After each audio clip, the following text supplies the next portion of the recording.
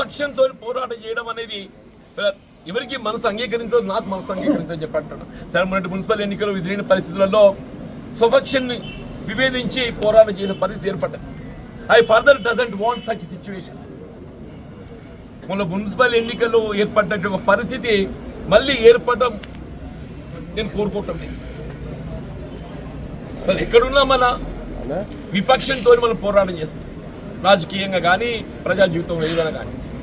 స్వపక్షంతో పోరాటం చేయడం అనేది ఎవరు కోరుకోమో అటువంటి పరిస్థితి ఏర్పడకూడదని చెప్పండి. అటువంటి పరిస్థితి ఏర్పడడంతో వల్ల ఈ నిర్ణయం తీసుకోవాల్సి వచ్చింది. మరి నాకు ఇంత అండగా నిలుస్తున్న కార్యకర్తలు, అంటే నేను ఇప్పుడే అనగా నేను నా సహచరులని చెప్పాను, నేను నా సహచరులు కుటుంబ సభ్యులు ఏదైతుందో వారికి నేను నా జీవితకాలం నేను రుణపడి ఉంటా. నా గౌరవంతో వాళ్ళ గౌరవం జోడింపబడి ఉంది. స్వపక్షంతో పోరాటం చేయడం అనేది ఎవరికి మనసు అంగీకరించదు, నాకు మనసు అంగీకరించని చెప్పంటున్నాను. సరే, మొన్నటి మున్సిపల్ ఎన్నికలు ఎదురైన పరిస్థితులలో స్వపక్షాన్ని విభేదించి పోరాటం చేసిన పరిస్థితి ఏర్పడ్డది.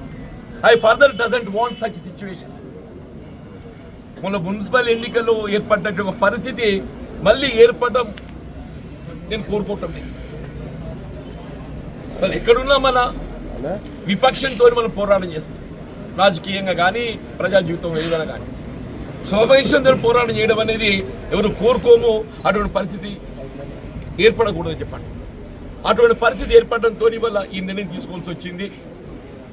మరి నాకు ఇంత అండగా నిలుస్తున్న కార్యకర్తలు, అంటే నేను ఇప్పుడే అనగా నేను నా సహచరులని చెప్పాను, నేను నా సహచరులు కుటుంబ సభ్యులు ఏదైతుందో వారికి నేను నా జీవితకాలం నేను రుణపడి ఉంటా. నా గౌరవంతో వాళ్ళ గౌరవం